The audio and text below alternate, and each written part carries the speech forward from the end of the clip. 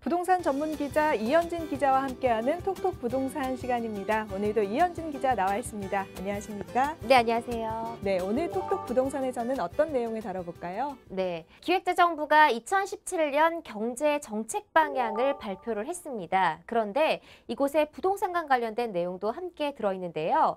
지난 11.3 대책 이후에 첫 공식 발표라는 점에서 좀 관심을 끌고 있습니다. 정부가 올해 어떤 방향으로 경제 정책을 잡을지 잘 참고를 하면 올해 상황을 좀 점쳐볼 수 있을 것 같은데요. 오늘 자세하게 소개해드리도록 하겠습니다. 네, 오늘은 올해 부동산 정책 방향에 대해서 말해보도록 하겠습니다. 이현진 기자, 이 정부가 최우선적으로 내세운 사업이 어떤 겁니까? 네, 일단은 경제 정책 방향에 자세히 보면 부동산 방향이 올해는 어떻게 흘러갈지 볼 수 있을 것 같은데요. 핵심 내용을 좀 추려보면요. 일단 첫 번째로는 부동산 안정화를 꼽았습니다. 정부에서는 부동산 시장 안정과 서민 주거 지원에 초점을 두고요. 그다음에 매입 전세, 임대 가구를 확충하겠다고 발표를 했습니다. 그래서 크게 두 가지로 볼 수 있을 것 같은데요. 첫 번째는 안정화, 두 번째는 임대주택을 늘린다고 볼 수가 있을 것 같습니다. 네, 이 전체적인 분위기는 어떻게 전망하고 있나요? 이 올해는 작년에 비해서 급격한 위축 이야기도 나오는데 그렇게 예상하고 있습니까? 네, 일단은 올해 부동산 시장을 시작하기에 앞서서 좀 우려되는 부분들이 많았습니다. 지난해 열기를 넘어 과열 양상을 보였는데요. 그런데 11.3 대책이 발표된 다음부터 부동산 시장 분위기가 굉장히 얼어붙는 그런 모습을 보였습니다. 그리고 많은 전문가들이 올해 부동산 시장은 굉장히 악화될 거다 이런 전망들을 많이 내놨었는데요. 여러 가지 의견이 엇갈리지만 종합적으로 판단을 했을 때 지난해보다 열기가 감소하겠지만 큰 폭락은 없을 것이다 라는 게 대체적인 의견이기도 합니다. 일단은 올해 주택시장을 둘러싸고 굉장히 악재들이 많습니다.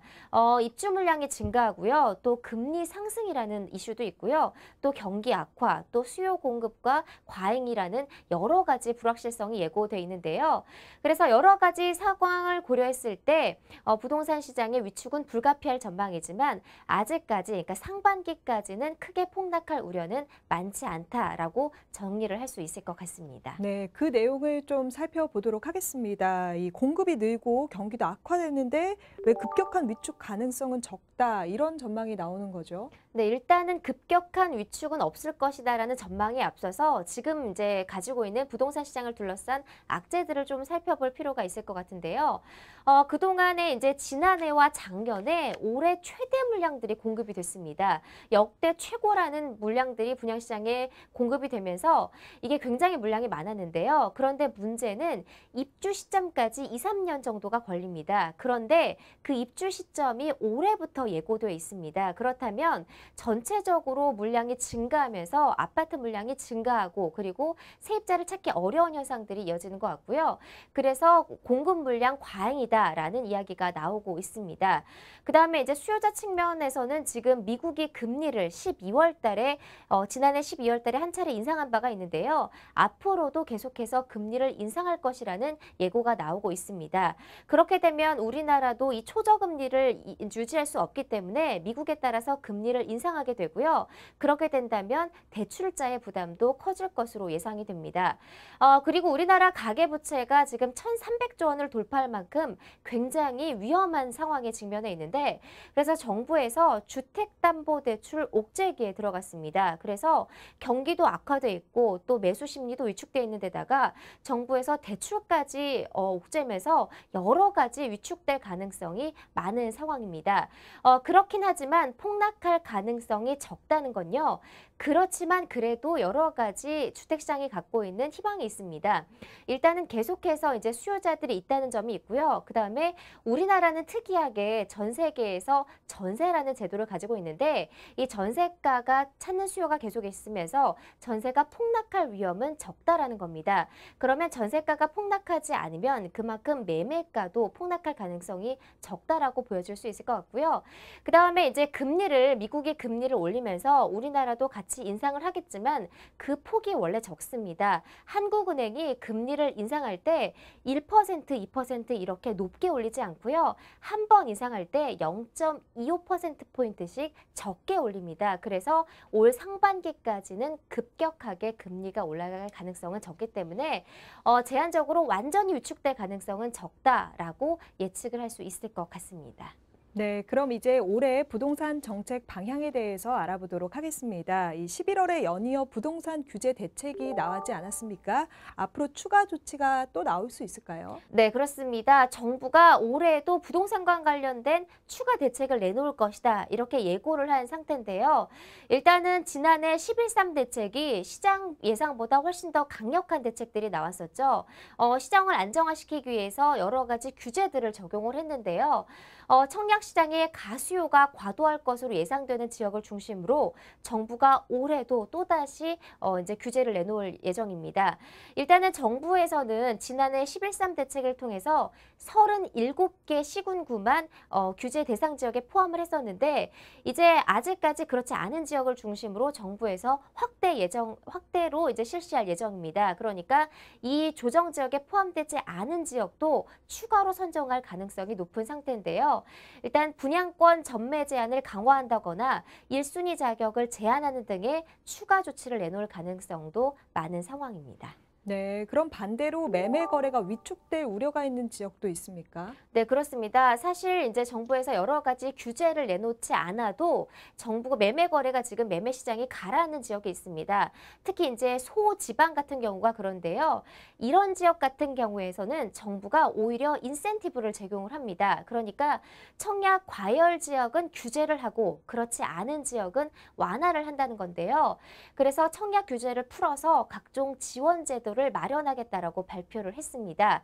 즉 정부가 올해는 그 지역 상황을 제대로 파악을 해서 규제를 탄력적으로 적용할 방침입니다. 네, 그리고 올해는 이 수요와 공급 양 측면에서 불확실성이 확대될 것으로 예상이 되고 있는 만큼 수급 불균형성에 대한 어떤 정책도 필요할 것 같습니다. 네, 그렇습니다. 경제에서 그러니까 수요와 공급 논리는 가장 기본이 되는 논리인데요. 부동산 시장에서도 수요와 공급이 굉장히 중요합니다. 그런데 올해는 이 수급 불균형이 이어질 거라는 전망이 굉장히 많았습니다. 왜냐하면 공급은 그동안 굉장히 많았습니다. 분양 물량을 지난해와 그 작년에 굉장히 많이 공급하면서 공급은 많았지만 지금 부동산 시장의 분위기가 가라앉으면서 수요는 그만큼 적어진 상황이거든요. 그래서 수급 불균형 현상을 개선해야 될 필요가 많은 것 같은데요. 그래서 정부에서는 이 수급 불균형을 개선하기 위해서 분양 제도라던가 또 분양 보증 제도 등의 여러 가지 규제를 합리화할 방안입니다. 그래서 올해 이제 맞춤형 대응 체계를 갖추도록 하기 위해서 지역별로 대응 방안을 강화하고 또 다르게 설정하고 여러 가지 대응 수단을 구체화할 방침으로 정해졌습니다. 네, 주택 시장을 안정화시키기 위해서는 임대 시장 관리도 중요할 텐데요. 이에 대한 정책도 있습니까? 네, 그렇습니다. 정부에서는 매매 시장, 분양 시장 말고도 임대 시장을 관리하기 위해서 여러 가지 대책을 내놓은 상태인데요. 임대 시장이라고 한다면 우리가 크게 월세나 전세 시장이라고 볼 수 있을 것 같습니다. 일단은 아무리 해도 전세값이 요즘 좀 주춤하다고 하지만 전세 시장은 우리나라에서 늘 어렵죠. 전세는 공급은 적은데 맨날 수요가 부족한 이 수급 불균형 현상이 계속해서 일어나는데요. 그래서 이제 이 전세 시장을 안정화시킬 수 있는 방안의 하나로 임대주택 공급을 늘린다고 발표를 했습니다. 그래서 기존 공공 매입하고 전세 임대를 4만 가구에서 올해는 1만 가구 늘린 5만 가구까지 확대할 방침이고요. 그래서 정부에서 필요한 경우에 여러 가지를 도입해서 이 임대 가구를 늘릴 방침인데요.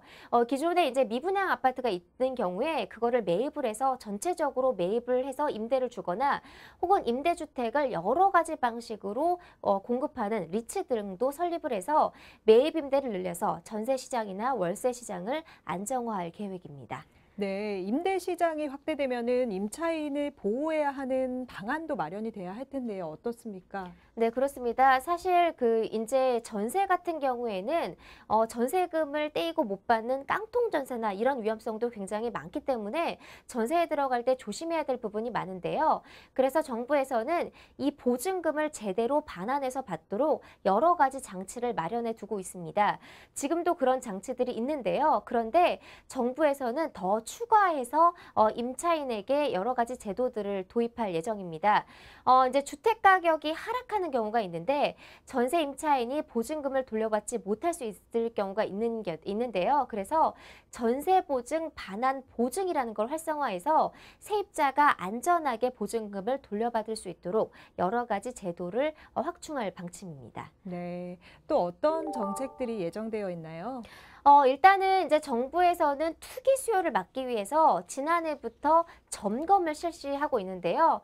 사실 지난해 부동산 시장이 열기를 넘어 과열 양상을 보이다 보니까 투기 세력들이 굉장히 많았습니다. 그래서 정부에서는 이런 투기 세력을 잡기 위해서 여러 가지 점검팀을 운영해서 계속해서 모니터링을 하고 있는데요. 올해도 역시 실수요자 위주로 부동산 시장을 재편하기 위해서 이런 규제들을 강하게 적용할 방침입니다. 그래서 이제 투기 수요를 잡고 대신에 실수요자들에게 기회를 주기 위해서 상시 점검팀을 운영을 해서 불법 행위를 차단하겠다고 발표를 했습니다. 네, 재건축 시장도 관리가 필요할 것 같아요. 네, 그렇습니다. 사실 재건축 시장과 관련된 해서도 정부에서 여러 가지 정책을 내놨는데요. 일단 재건축과 관련된 가장 중요한 거는 이주 수요를 관리를 하는 겁니다. 재건축이라고 하는 거는 아파트가 오래됐을 때 그걸 허물고 새로 짓는 건데요. 그런데 그렇게 되면 이 아파트가 지어질 동안, 그러니까 짧게는 5년에서 7년 동안 이 살았던 사람들이 다른 곳으로 임시적으로 이주를 해야 됩니다. 근데 그렇게 되면 문제가 되는 게 이 이주 수요들이 아파트를 사지 않고 전세로 들어가면 임대 시장이 혼란해질 수 있다는 점인데요. 올해 서울의 주요 재건축 아파트하고 재개발을 통해서 2만 1,500가구 정도가 이주할 예정입니다. 그런데 2만 가구 정도가 한꺼번에 이주를 하게 되면 전세 시장에 혼란이 올 수가 있습니다. 그래서 정부에서는 이주 시기를 결정을 해서 한꺼번에 몰리지 않도록 조정을 하겠다는 건데요. 그래서 이 이주 시기가 몰린 시기를 조정을 해서 전세 시장이 불안해지지 않도록 특별히 신경 쓰겠다라고 발표를 했습니다. 네, 부동산 시장을 안정화하기 위해서는 대출 관리도 중요한 포인트인데요. 올해 부동산 정책 방향에 대출 관리 강화도 포함되어 있나요? 네, 그렇습니다. 사실 부동산 시장과 관련해서는 올해 가장 큰 이슈가 아마 여신심사 가이드라인이 아닐까 싶은데요. 1월 1일부터 여신심사 가이드라인이 적용이 됐습니다. 그러니까 여신심사 가이드라인이라고 한다면, 그러니까 쉽게 말씀드린다면 가계 대출을 받을 때 더 엄격하게 관리를 하겠다는 건데요. 기존에는 이제 관리하지 않았던 것을 만약에 대출자가 대출을 받으려고 할 때 여러 가지 상황을 지켜보고 꼼꼼하게 체크를 해서 대출을 해주겠다는 겁니다. 총체적 상환 능력 심사라는 것을 도입을 해서요. 주택담보대출 외에도 신용대출이 있는지 어떤 대출들이 포함이 됐는지 꼼꼼하게 확인을 하고 또 이런 것들을 포함을 해서 대출자가 나중에 이걸 갚을 수 있는지 여러 가지 심사를 강화하겠다고 발표를 했습니다. 네, 그렇게 되면은 대출 상환에 대한 부담은 더 커지겠네요. 네, 그렇습니다. 아무래도 대출 상환에 대한 부담도 커지고 대출 받기도 어려워질 전망인데요. 또 은행권의 주택담보대출 고정금리도 올라갔습니다. 기존에는 42.5%였는데 45%로 올라갔습니다. 그리고 분할 상환 목표 비율도 50%에서 55%로 상향 조정하는데요. 그렇게 되면 대출의 질적 구조를 개선하는 데는 도움이 될 수 있지만 대출자가 대출을 받기는 훨씬 더 힘들어질 전망입니다. 네, 지금 말씀하신 대로 이 대출의 질적 구조 개선을 위해서는 좋겠지만 정말 대출이 필요한 사람들은 곤란한 상황이 있을 수도 있잖아요. 이에 대한 방안은 마련돼 있습니까? 네, 그렇습니다. 정부에서는 전반적으로 주택담보대출을 받을 때 규제를 심해지긴 하겠지만 그래도 서민들을 위해서는 금융지원은 오히려 확대하겠다라고 발표를 했습니다. 디딤돌 대출이라던가 보금자리론, 적격대출 같은 경우에는요. 모기지 공급을 더 늘렸습니다. 그러니까 서민들을 위한 대출의 한도는 더 높였는데요. 기존에는 41조 원을 투입했다면 이 3조 원을 더 늘려서 44조 원으로 확대하겠다고 발표를 했습니다. 그러니까 한마디로 말을 해서 서민들이 주택담보대출을 받을 때는 주택기금을 늘려서 여기서 더 편안하게 받을 수 있도록 더 확대하겠다라고 정책을 세운 상태입니다. 네, 이 서민들을 위해서 금융 지원을 하는 것도 중요하지만 채무에 대한 관리도 중요하지 않습니까? 네, 그렇습니다. 그런데 정부의 올해 기조는 이 맞춤형 채무 조정을 강화하겠다라는 겁니다. 그러니까 이제 여러 가지 이제 불법으로 대출을 받거나 아니면 이금융권 아니면 이런 거에 대해서 규율을 강화한다는 건데요. 그 말인즉슨 대출을 갚지 못할 사람에 대해서는 엄격하게 심사를 해서 대출을 해주지 않겠다라고 해서 좀 더 강화할 방침입니다. 네, 그럼 올해 부동산 대책 방향을 좀 총정리해서 설명해 주시겠어요? 네, 그렇습니다. 부동산 시장에 관한 정부의 올해 정책 방향은요, 크게 서민 안정을 위한 거라고 할 수가 있는데요. 기존에는 이제 투기 세력하고 실수요자가 같이 있었지만 실수요자 위주로 재편된 부동산 시장을 만들겠다가 가장 큰 기조 같습니다. 그래서 투자를 위해서 목적으로 오신 분들에게서는 여러 가지 규제를 하고요. 대신에 정말 내 집 마련을 위해 필요한 실수요자를 위해서는 대출 한도도 늘리고 여러 가지 지원을 해주겠다는 건데요. 그만큼 실수요자는 청약에 이제 하기 편해지겠지만 투자를 위해서 목적으로 하시는 분들은 부동산 시장에 진입하기가 더 어려워질 전망입니다. 그런데 사실 올해 여러 가지 부동산 시장을 두고 악재들이 많기 때문에 걱정하시는 분들이 많은데요. 그래서 내 집 마련을 위해서는 여러 가지 꼼꼼한 계획을 세우셔야 될 것 같고요. 그리고 올해부터 달라지는 제도들이 굉장히 많기 때문에 내가 그에 해당이 되는지 또 어떤 제도들을 내가 유의해야 되는지 꼼꼼하게 살펴보시고 청약을 하시는 게 좋을 것 같습니다. 네, 알겠습니다. 이 정부는 올해 부동산 시장 안정과 서민 주거 지원에 중점을 두고 이 시장 안정 노력을 강화하겠다고 밝혔는데요. 앞으로 추가적인 대책이 나오면 전해드리도록 하겠습니다. 톡톡 부동산에서 전해드리는 모든 내용은 검증된 내용이 아니라 이 투자와 결정을 하실 때 참고만 하시는 게 좋겠습니다. 지금까지 이현진 기자였습니다. 고맙습니다. 네, 고맙습니다.